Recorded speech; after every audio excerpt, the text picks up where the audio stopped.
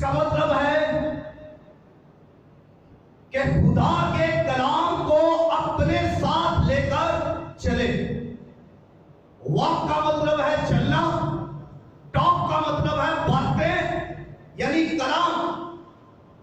تو اس کا مطلب یہ ہوا کہ خدا کے کلام کے مطابق چلے. Walk to his talk. خدا کا کلام جو موٹے کلام ہے، خدا کا کلام جو لاسانی کلام ہے، خدا کا کلام جو اس کے دل کی باتیں ہیں، خدا کا کلام جو اس کے منہ کی باتیں ہیں، اور خدا کا کلام جو اتم لاریب پاک لافنا لاریب اور مقدس کلام ہے.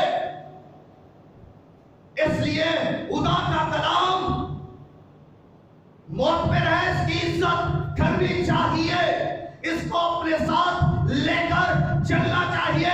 جب خدا کا کلام ہم اپنے ساتھ لے کر چلتے ہیں تو ہم خدا کو اپنے ساتھ لے کر چلتے ہیں اور خدا ہمارے ساتھ ساتھ چلتا ہے.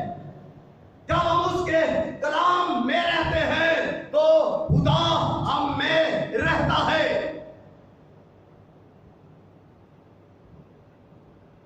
خدا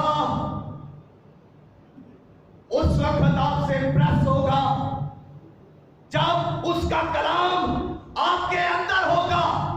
خدا امپریس ہوگا.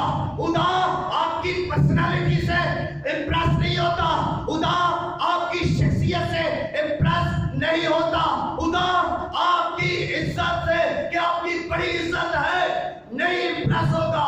خدا آپ کی بڑی گاڑی کو دیکھ کر امپریس نہیں ہوتا. کیا خدا اس سے بھی امپریس نہیں ہوتا کہ آپ کتنے مالدار ہیں، کتنی دولت ہے آپ کے پاس، کتنی شہرت ہے آپ کے پاس، کتنے دوست ہیں آپ کے پاس؟ خدا اس سے امپریس نہیں ہوتا.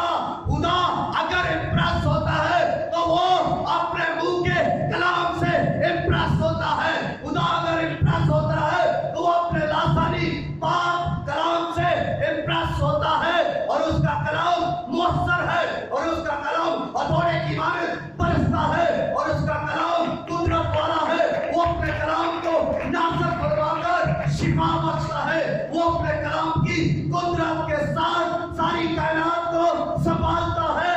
اس کے کلام کے لیے اس کی شکر گزاری کرے. ہاللویا. اگر آپ کے بدن کے اندر اس کا کلام نہیں ہے تو خطرناک بات ہے. آپ کا بدن کوڑا اور کرکٹ کے سوا کچھ نہیں ہے، گندگی کا ڈھیر ہے، کیونکہ کلام میں پاکیزگی ہے، اور وہ پاکیزگی آپ کے بدن کے اندر جاری و ساری ہوگی. جب کلام اندر ہوگا تو گندگی باہر نکلتی جائے گی. جب کلام اندر ہوگا تو پاکیزگی خدا کی آئے گی. اس لیے کلام پر دھیان کیجیے، کلام پر توجہ کیجیے. کلام آپ کی زندگی ہے، کلام آپ کو قوت دے گا، کلام آپ کی عزت کو بڑھائے گا، کلام آپ کی شہرت کو بھی بڑھائے گا. کلام میں رہیے، کلام کو اپنے دل میں رکھیے تاکہ خدا آپ سے امپریس ہو. دوسری بات سیکھیے، جب ہم خدا کی حضوری کے اندر ہوتے ہیں تو اس وقت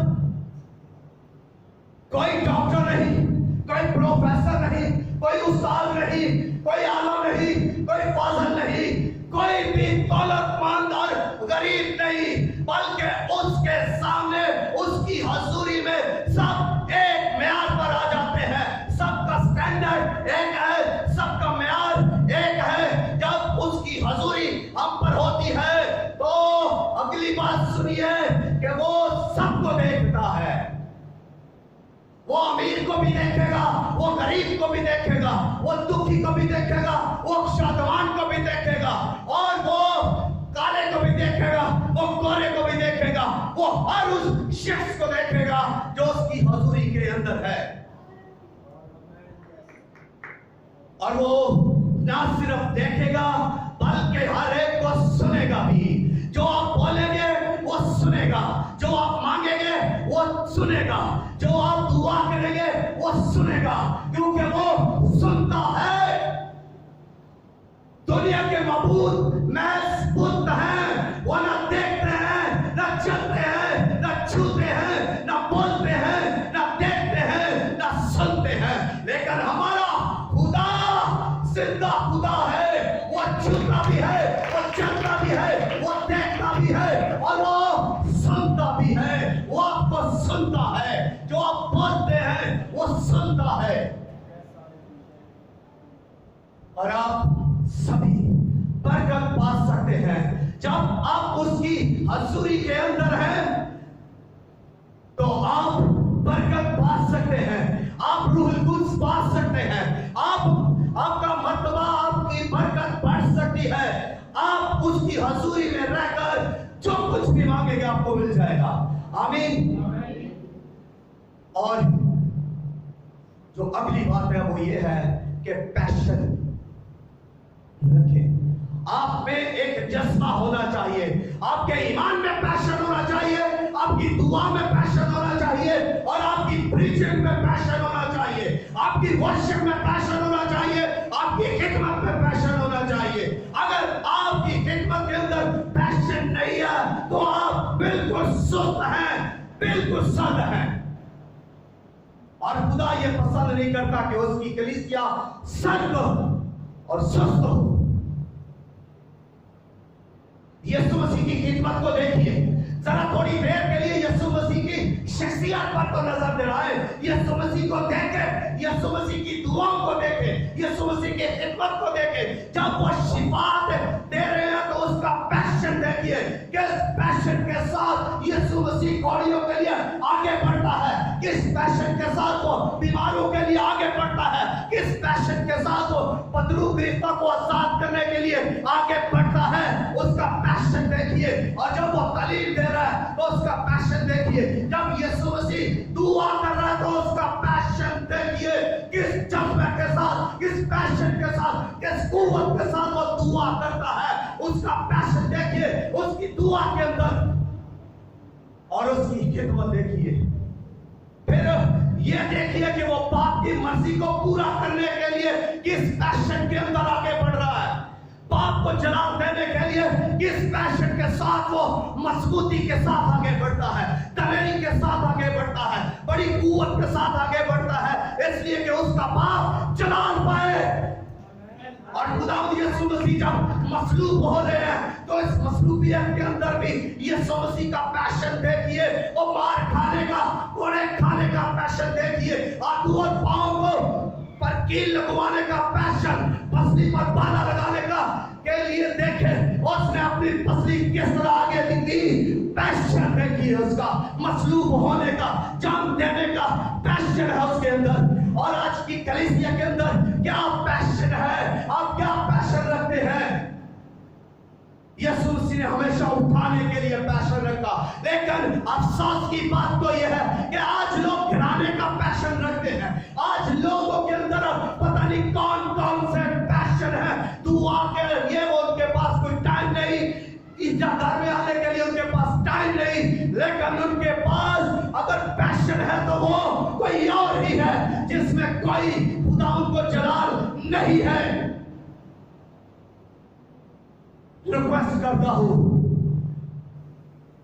اپنی روحانی زندگی میں پیشن لائیے، اپنے ایمان کے اندر پیشن لائیے۔ ایماندار کو بتانے کی ضرورت نہیں کہ وہ کتنا ایماندار ہے، اگر وہ بتا رہا ہے کہ میں ایماندار ہوں تو وہ ایماندار نہیں ہے۔ امیر کو بتانے کی ضرورت نہیں کہ وہ کتنا امیر ہے، اگر وہ بتا رہا ہے تو وہ امیر نہیں۔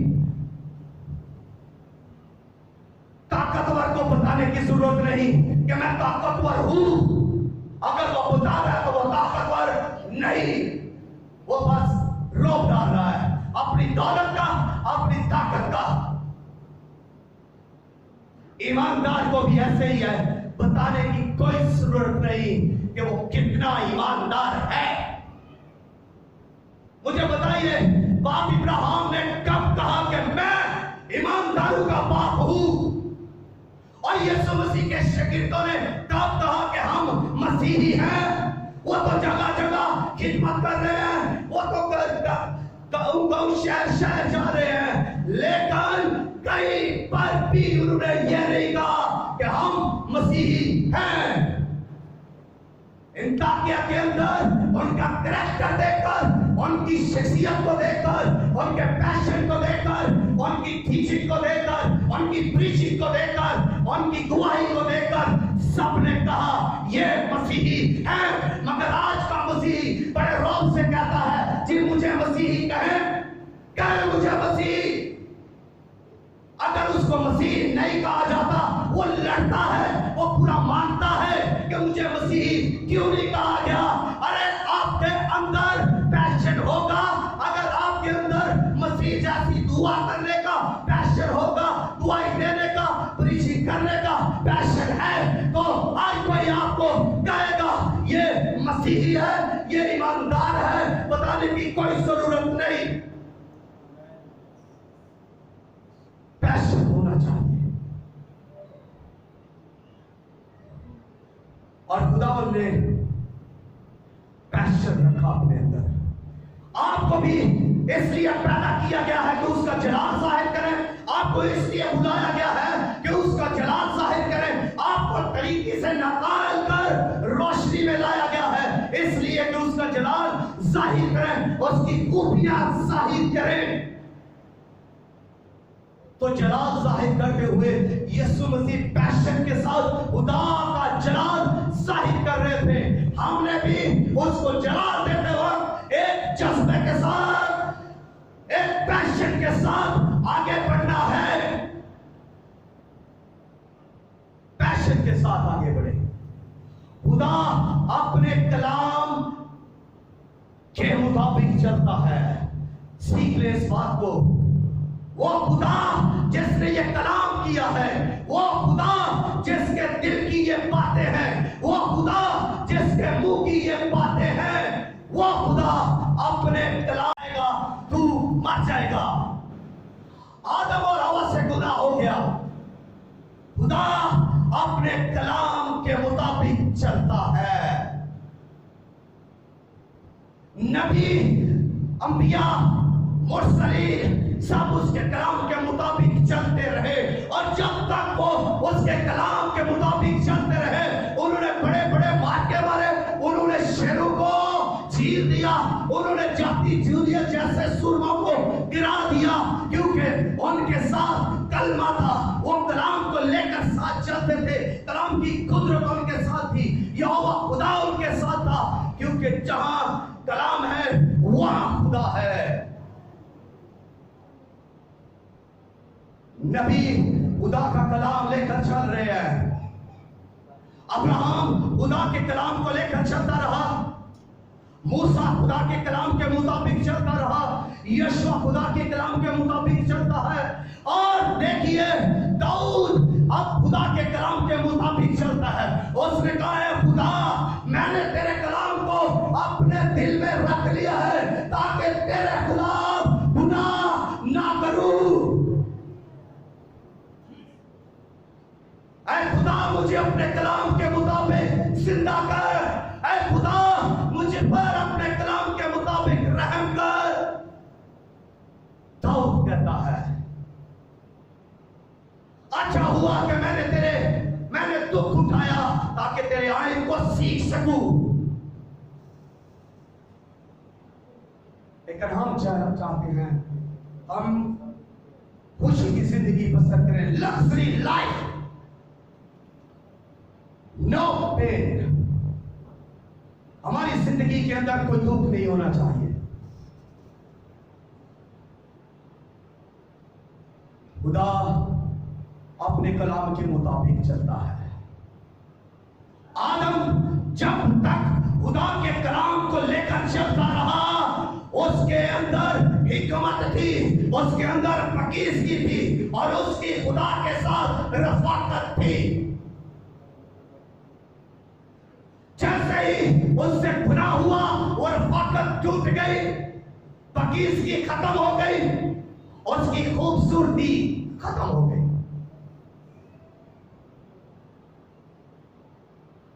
शमसून सैमसून को देखिए, सैमसून जब जब खुदा के कलाम के मुताबिक आगे बढ़ता है, चलता है, तो बड़े मार के मारता है, लोगों को गिरा देता है, चटकता है, लोग दूर गिरते हैं, शेर को जबड़ू से पकड़कर चीर देता है और कुव्वत से भरा हुआ है।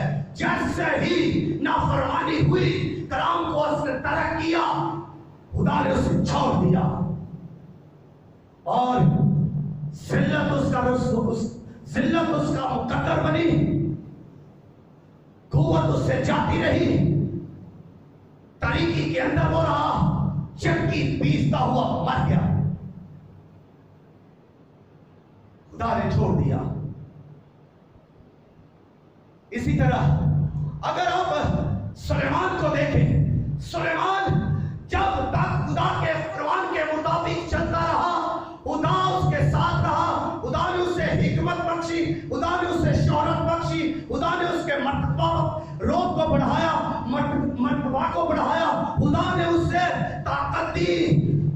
लेकिन जब उसने खुदा की नाफरमानी की, खुदा के कलाम को छोड़ दिया, शरीयत से मुंह मोड़ लिया, शरीयत को भूल गया, तो खुदा उसे भूल गया, खुदा ने उसे छोड़ दिया। और फिर क्या हुआ?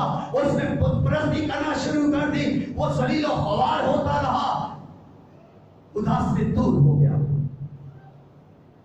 इसराइल जब जब खुदा के साथ रहे हैं, खुदा उनके साथ रहा, खुदा ने उनको आसमानी मन दिया, खुदा ने मौजज़े दिए, खुदा ने फज़ाइल दिए, खुदा ने उन्हें बरकत दी, खुदा ने उन्हें